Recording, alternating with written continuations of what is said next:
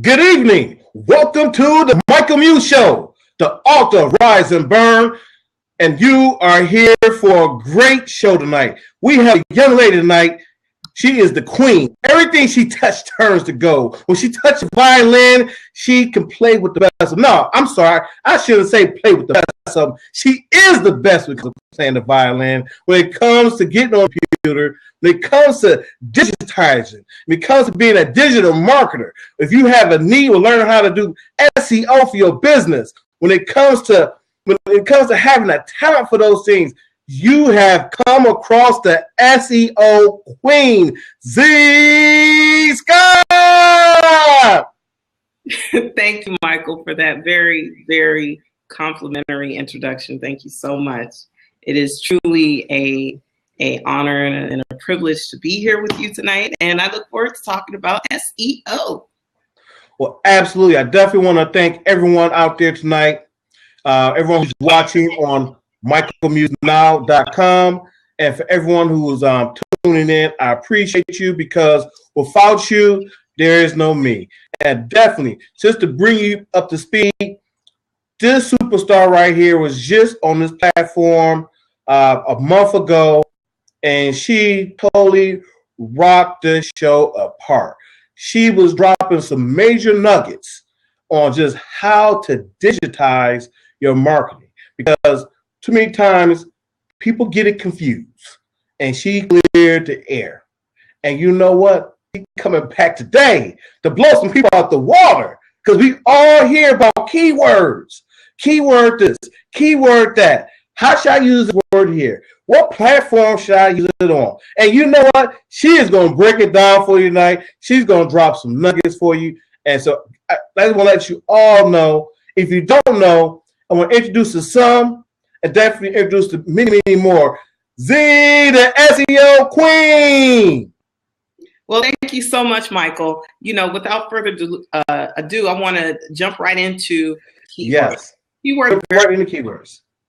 Keywords are very important. One thing that I think is very important to remember is the shorter the phrase, the more competitive, the longer it'll take to rank for those. Now, when you're looking at keywords, you have your short-tailed keywords, your 1 or 2 word phrase, 1 or 2 word key phrases, and then you have your what we call long-tailed terms that are 3 words or more.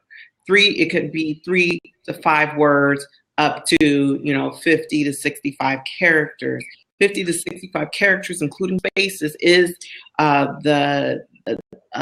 best practice for a decent length meta title. Now, keywords are important because the keyword is how your prospects are looking for your product or service online. When you are trying to do inbound marketing, where the lead comes to you, it's very important to understand the mindset of those who would purchase your products and services. So when you're picking phrases, especially as a small business owner who's short on time and money, it's important to go after the longer tailed phrases. Does that make sense, Michael? It makes absolutely sense. And you know what? When it comes to keywords, I'm sure there are some people out there, when it comes to keywords, when it comes to them coming up with keywords, they have to kind of, let's say, cheat the system. They kind of have to follow behind other people and kind of do what they see other people do. But you know well as I know, just following people in general doesn't mean you're going to get results. And because if you want to, truly, if you want to be successful, you have to follow behind people who are successful. And truly, you've made a mark for yourself in this field, in this industry. And so for my question for you, what's the first step a person should take in understanding the concept of keywords? But the one thing you said, let me ask this one question here first. How do they use the keywords to help find their target audience in the first place? Well, that is something that you can do through research. You could start looking at identifying your competition. That's one way. Another way, you could use Google's keyword planner. It's a free tool, and I'm looking for the link. Here it goes. Here's the link. I'm going to just drop this in the comment section here. This tool allows you to put in phrases that you think would get a lot of traffic, and it'll give you ideas back. And not only will it give you ideas back, but it also tell you what geographic locations people are searching for, which phrases. Now, how that works is you'll put it, say you want to do a catering business, wedding catering. So you can put in wedding catering and then change the location within the keyword planner to your state or the city that you're focusing your business on. So even though you may not have budget to do paid ads on Google, the types that you put on the search engine result page at the top, you can always use that tool to create a more organic strategy. So you want to look at, if you don't know who your competition, if you think there's no competition for you, then just put that phrase into the planner. You can also take your website and paste that link into the planner too to get ideas back. And then once you get ideas back, you can just go from there. What I would do after I, just put in the keywords into the keyword planner is I would then look at Google Suggest, and Google Suggest has two components. When you're looking at typing in a phrase on Google.com, sometimes you'll see like a drop down list of suggested keywords. Do you know what I'm talking about, Michael? Yes. It's the auto fill in functionality. And yes. Once you select the phrase, you click on that page, and if you look at the bottom of a search engine results page, you'll also see about, I'd say, a matrix of 2x4, 2x3. So you'll probably see 8 or 6 suggested phrases that are similar to the one that you just put in there. And it'll link to a different Google results page. But you as an entrepreneur can use that information to identify long tail terms that are getting search volume. So my question for you, the next question is this, Z. When it comes to keywords, what platform is keywords most effective on when it comes to social media? Keywords are important on every platform. Every platform has a search function, whether it's Twitter, Pinterest, LinkedIn, Facebook. Every platform has a search functionality, and those phrases are definitely instrumental in identifying, presenting yourself to those who are looking for you on those various platforms as well. Absolutely. That is absolutely great right there. So what you're saying, person can definitely get plugged in and just come up with some key phrases and kind of narrow it down for their niche market. And exactly. And how quickly, when a person starts to get that niche and uses certain words in their industry or service that they use that their competitors are not using, doesn't that raise them higher in Google also, Google rankings? Yes, exactly. So when you do your keyword research and you identify long tail terms that are low competition, because most businesses go after, the simple phrases. Say you're selling, cat food. You're not going to, most businesses aren't going to optimize their website for cat food for cats with wheat allergies. That's a long tail term that's highly targeted. It's very specific. And so if that's your type of niche, it's good to be as specific as possible. If you're selling clothes, if you're doing whatever, use whatever adjective you can put in there for your product or service to get more visibility fast. One thing that I have found that can put you on Google page 1 instantaneously is leveraging Google's Hummingbird and social signals algorithm requirements. And if you take your business, you have your website, you have your Google Plus business page, plus you have your Facebook business page. Using those three in concert, making sure they're all connected to each other, you can do this. First step, write a 500 to 900 word Facebook post. Publish that post with hyperlinks, hashtags of your keywords within that post. Post it on Facebook. Share that link on your Google Plus page. And what you will find is everyone who is following you on Google Plus, when they search on those phrases that you targeted in that Facebook post, you'll come up under the social results for that phrase. Now, my next question is this. See, a lot of people ask this question all the time. What is algorithm and how does it affect them? How does it not affect them? What do they do? What can they do? What is it? So, well, the Google algorithm is a program. It's a list of criteria that determines what content is served up to an individual using Google.com. So Google.com is a database. It's like an electronic library. So you instead of going to the librarian and asking, back in the day before computers, you'd ask the librarian, do you know where a book about this subject is? And so the librarian would go through the cards and she would give you some results that she felt was relevant to what you were asking. Now with Google, they have over 200 factors that they use to determine what content, you make that request, what content you should receive. Now, you as a user, Google looks at your interests. It looks at your past URLs that you go to. When you're logged into your Gmail account and you're surfing the web on Chrome, it's gathering a lot of information, and that information Google uses to improve your experience on its search engine. So once Google knows what you as a user are looking for, that algorithm goes to work. That algorithm is a amalgamation of your preferences and the criteria that Google does to categorize the information that is on the internet.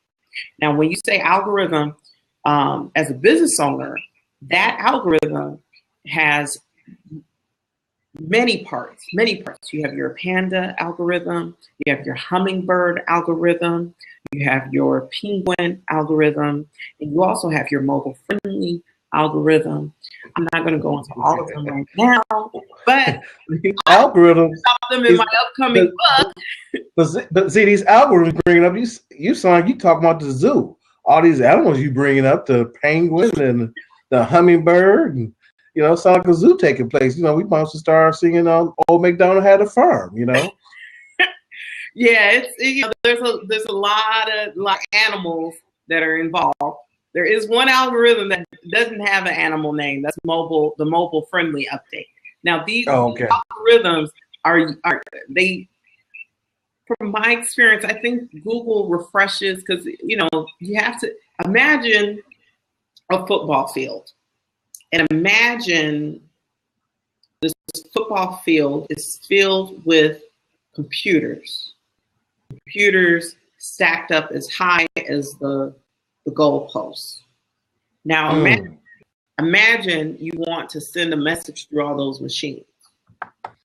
Exactly, yes. It's going to take some time. So Google cannot constantly update the whole database that is Google all the time. So there's a schedule, there's a method, and the whole purpose of these algorithms is to reduce bad results for users. So when you are leveraging these algorithms, basically it's just having content, identifying the keywords to communicate your value proposition. That's it in a nutshell. That's it. And then using those phrases using that terminology consistently and effectively will get you to rank on Google and come up as close as you can to Google page 1. And hopefully, if you work really hard at it, you can get above the fold, which is the top 5 places. Now, when you're ranking number 1, you get over 30% of the traffic going on that one word. So as you go down further away from the top spot, the lower the percentage you receive from the traffic going to that phrase. Why is that? Because human nature. If we can get our answer at the top, the easiest place to click, that's what we're going to do. Yes, you're right. And my next question is, when it comes to the different platforms of social media, like Facebook, do they have their own algorithm also? Yes, Facebook definitely has its own algorithm as well. And you can actually leverage keywords in your Facebook posts. I would limit my hashtags on Facebook to no more than 3 in a post. On Instagram, you can use up to 11. On Twitter, it's probably best to stick to 1, maybe 2. But that's pretty much it. You know, Pinterest, you can also drive traffic to your site from Pinterest as well. Absolutely. Mm-hmm.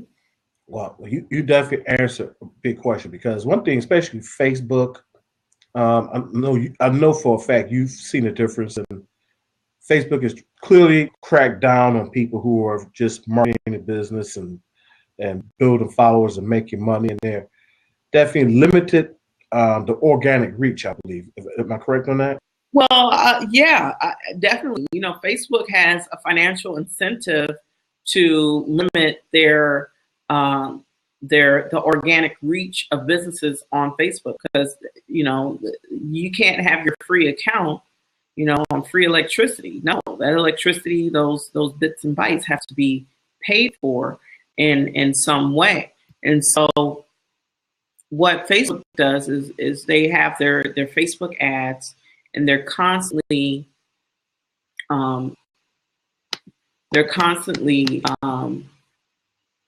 Facebook is constantly improving their paid ads in order to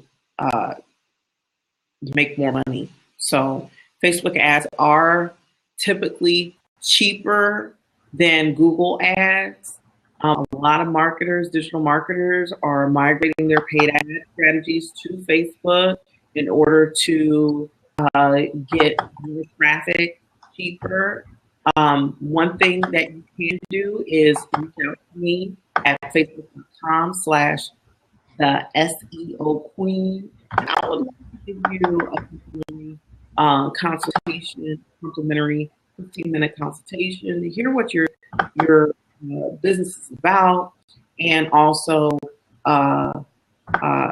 give you some ideas on what you can do to improve your organic reach. Just let me drop that link in there right now. Yeah, definitely, yes. Because that's the one thing people are getting online. They're looking to increase their reach with the least amount of effort, with the least amount of money. And when you go from being on Facebook, or even on Blab, even Blab, they changed the algorithm where unless people are following you, they're not going to see you. Yeah. So things have definitely changed when it comes to reaching out to your target audience and getting people to follow you. Lawrence Thompson, welcome to the show. Definitely, when it comes to those keywords, and for example, when it comes to my field and Lawrence Thompson's field, when it comes to coaches, that field is saturated. You know, everyone wants to be a coach. And so definitely, what were some things you would say for someone who's a coach like me and other people on here, what would you say would be some things that we could do to differentiate ourselves from everyone else? I think there's a lot that you can do, and there's this phrase that I've heard before. It's called a blue ocean. You know, find how to communicate your your type of coaching to your prospects in a way that hasn't really been communicated before. And that's all in the adjective. That's all in the adjective. So when you have your product or service, the noun, think of the adjectives.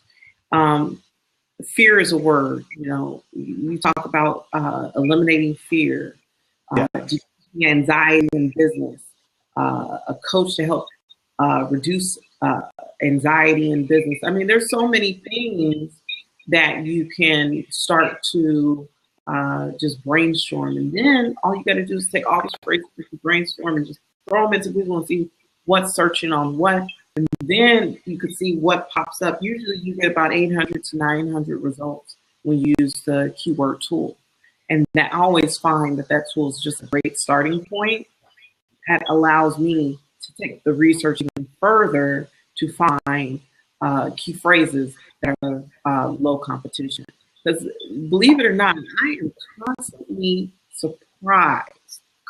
surprised at how many niches are so low competition. You would think that there's just tons of people doing tons of things online, but that even though there's a lot of websites, but not a lot of people know how to leverage the algorithms for their benefit. So when you're looking at how, you know, the communication of your value proposition it's critical. It's very important to spend the time thinking about researching the search volumes and being creative with your adjectives as you're describing your product and service. Does that make sense? It makes total sense. And I'm going to say for our guests who just came in, if you can go through the best criteria on sharing keywords with the different types of social media, that'd be greatly appreciated. Okay, great. Well, when you are starting to identify keywords that are effective for prospects to view, it's important for you to put yourself in your prospect's shoes. Listen to the vernacular, you know, ask your friends, ask your family, ask your colleagues, your acquaintances, how would you find fill in the blank? Like, for instance, this is a business model I've worked with. It's t-shirts. How many different ways can you spell t-shirt? You could spell it T-shirt. You could spell it T-S-H-I-R-T. You could spell it T-E-E space shirt. You could spell it T-shirt. You follow what I'm saying? So yes, put your thinking cap on and become a detective. Keep an open mind. So what you're saying is pretty much whatever words you're using, if you could find another variation like you just showed on how to spell it, that'd be just enough to push you ahead up in Google and to attract your target audience to tune in to whatever product or service that you're offering. Exactly. Mm-hmm. Now, when it comes to the keywords for the different social media, how many you should say will work best with Facebook, Twitter, and Google and them again? Well, when you're using hashtags, because hashtags is the method by which your keywords, when people are searching within those platforms, they can find your information. So when, say I want to be found for, I have a really nice t-shirt that I'm trying to promote. I would go and look on Google using the Google search keyword tool, the planner. I'm going to pin that to the top, that URL. Can you see it pinned at the top, Michael? There? Yes. Yeah. So if you use that tool, you can see what the search volume is like. Even though the search volumes, you're getting it from Google, you can pretty much extrapolate that if it's popular on Google, it's pretty much the same level of popularity everywhere else, whether it's Amazon, Google, you know, whatever the case may be. So once you find that really popular keyword, use it as a hashtag. Use it as a hashtag. And when you're on Facebook, you don't want to use more than 2 hashtags in your post. Now, for the listeners who just joined, I want to talk about a way where you can get visibility on Google page 1 instantly using social media and your website in just a little bit of time. So what you want to do is you want to write a 500 to 900 word post. You want to post it on Facebook. Then you want to take that link that is generated, because when you have a post that's 500 to 900 words, Facebook creates a discrete URL separate from your Facebook URL. And that URL you can share in different places. Now, if you take that URL, which Facebook also gives a meta title and a meta description for based on the words that you use in your post, you share that link on your Google Plus business page.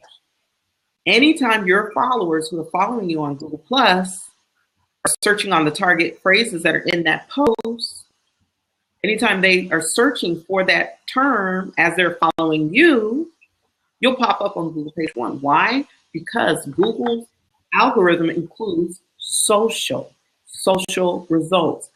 This is something that I don't think very too many people are using.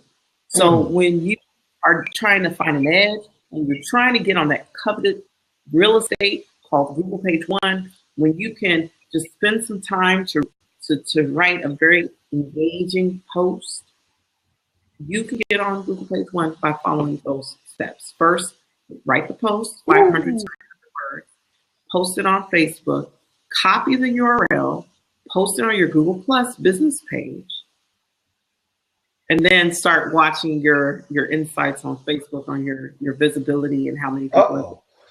So what you're saying is a person, if they have a business and they're already on Facebook and they already have a business page on Facebook, what you're saying is they need to be on Google Plus also, but they need to have a business page on Google Plus also. Yes.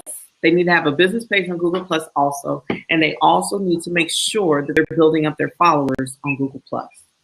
Wow. Because you know what, Zeke? Because there have been people who have been preaching that, hey, Google Plus is not a good platform to be on. And what you're saying is the total opposite, is that you need to be on Google Plus. You need to be putting your information out there. You still need to be building up followers and engaging with people.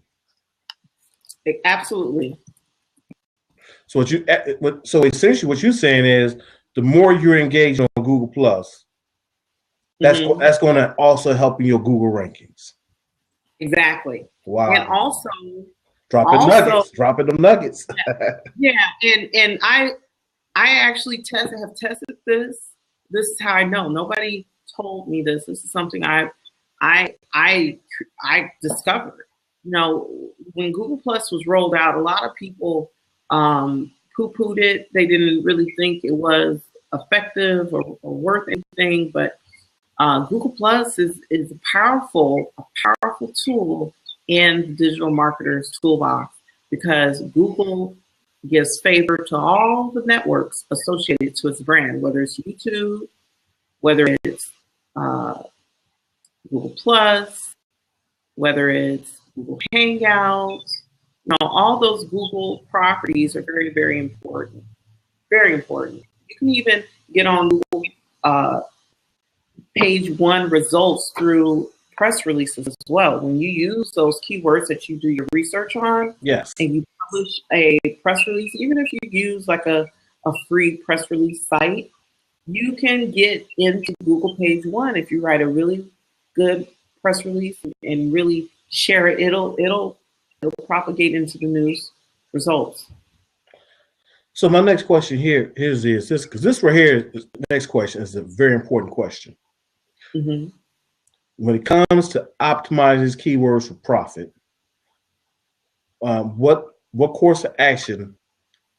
Number one, I know you said the niche market, find your niche market, and what's the next thing a person should do after that point?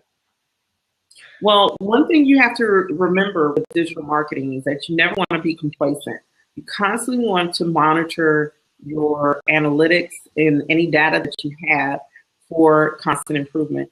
I used to get maybe 1 or 2 views or likes on my Lady Z page. Now I'm constantly getting interactions, likes to the page, and even other networks that I have helped develop have thousands of people attached to it now.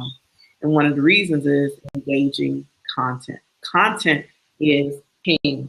Content is very important, and you want to definitely make sure that you're spending time communicating your value proposition. My mom, when I was growing up, she would always tell me this. She'd always say this phrase. She'd always say, communication is key.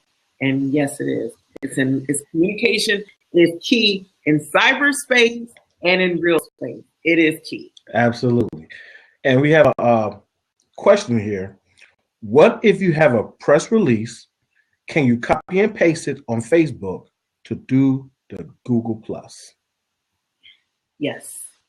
Now, I would not recommend putting that content from your press release onto your .com, because then you're going to run into problems with the Google algorithm. But if you're going to take a press release from a press release site and put that on Facebook, on social media, because of the power of social media, I don't believe you'll be deemed for duplicate content.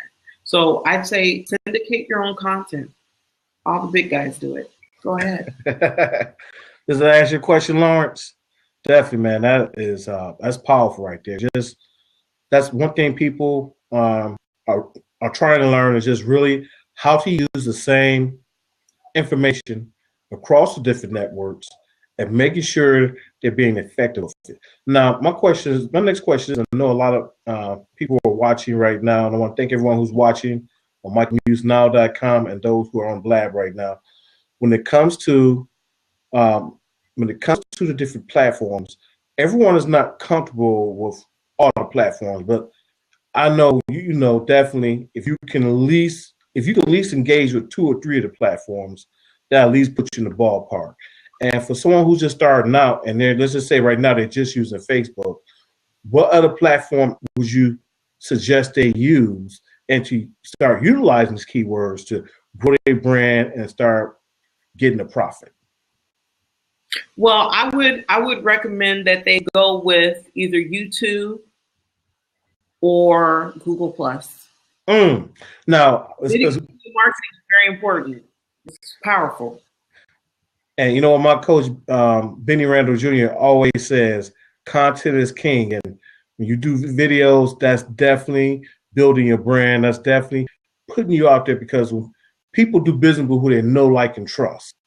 Exactly. And so are you saying the same thing? And you suggest that if they're going to be on YouTube, that they're making videos, that they're building an audience, and definitely doing what they need to do to get that niche market to separate them from other people who are doing the same thing?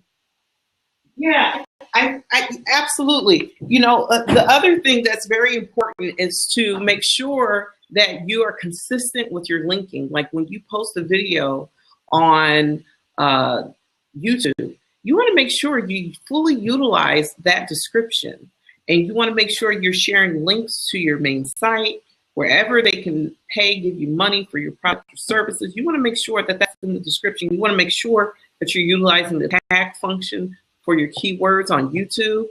And you also want to use a site. I'm going to put this in the chat. It's called Pingler.com.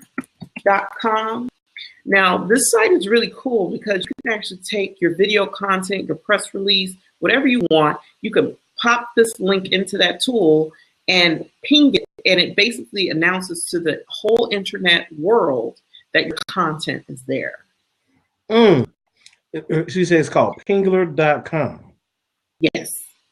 Now, who is it owned by, and who? You know what? I've been using it for years, and I never even asked. I just know it works. So you said there's one site a person could put their content there, and it's going to make sure it gets out there. Yeah. And what it does is it just says, hello, I'm here, index me. Hello. Now, going back to a manageable plan that an entrepreneur can do, if you stick to Google Plus, Facebook, your main site, and then try to add 4 videos a year to your YouTube channel, That will help to increase your visibility and traffic to your main site tremendously. Now, let's talk about YouTube. One thing you want to do with YouTube, you want to make sure that when you save the file, before you upload it, make sure your keywords are in the file name. Make sure the title of the video contains your keywords.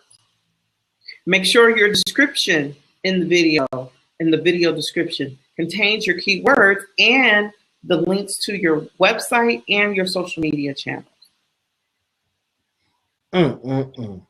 That's okay. You're truly dropping some nuggets. Yes, and I pay people. I charge for this. I'm feeling really generous today. Well, I'm for sure. I'm grateful, and I'm sure our guests and our visitors out here, they're definitely grateful because you definitely give it a sure plan to being online and you're not just out here aimlessly, but you're taking steps to getting yourself ranked on Google, and you're segmenting your target market, which is so crucial because when it comes to our audience, too many times people take their products and their services and say, hey, world, here I am. And a lot of times we have to segment it and break it down. So the people who we're looking for, they're looking for us. And the people who are looking for us can get to us. And that pingler.com, that is great right there. Just that way anyone out there can take that step and move forward. That is excellent. Yeah, what I would recommend also when you're doing your keyword research is to take a piece of paper, divide it in half. On one half, write your product and services, all of them, because you may have more than one. You may have 10, you may have 100. It depends on, what if you're e-commerce or, B2C, B2B, whatever the case is. And then on the other side of the paper, put all the adjectives. How would you describe your service? Is your service affordable, inexpensive, customizable? Is it exclusive? Is it unique? Is it if it's a product, is it black? Is it white? Is it purple? Is it blue? Is it small? Is it large? Is it okay? See, just there.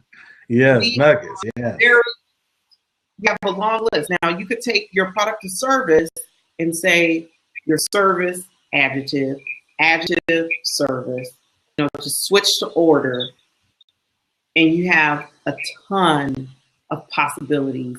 And then all you have to do is take those possibilities, plug them into the keyword tool, the keyword planner, the Google Planner, to find out what people are searching on.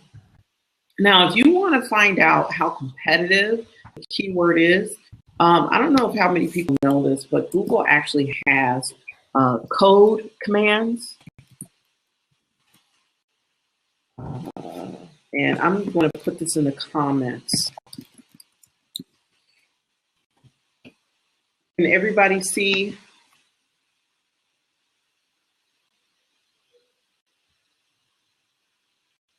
Can everybody see the, oh, you know what? Okay. This is the,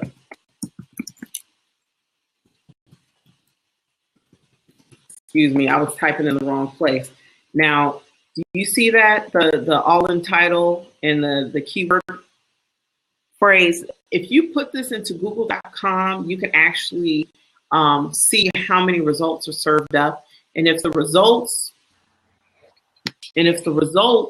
are, let me put this in there again so you can see this, Michael. This is a Google command where you can actually see how many web pages for your keyword phrase are targeting that phrase. So you can kind of see what your competition is like. So when you put in all in title, colon, and then the actual phrase, you can see how competitive it is. And that you can, if nothing comes up, you're golden. It means you can get on page 1 for that phrase fairly quickly when you implement best practices on your website. Now, if you see a number less than 1,000, you're golden as well too. If you see anywhere from 1,000 to 100,000, it's a little competition. 3 to 6 months it'll take you if you expertly, perfectly execute SEO campaign. Now, when you get above 100,000, that number above 100,000, or even into the millions, tens of millions, extremely competitive phrase. You need to find a longer tail phrase. Don't even waste your time and energy on that, because unless you really take a surgical approach and know exactly what to do to get there, you don't want to spend those. You want to find phrases where the number of results with that command that I just put in there, the all in title, is 1,000 or less. Yes. Mm-hmm. Absolutely. Dropping some serious nuggets there, Queen Z. You dropping some serious nuggets. I know you were on a time constraint. If you're still in that time constraint, we could definitely get ready to close on up.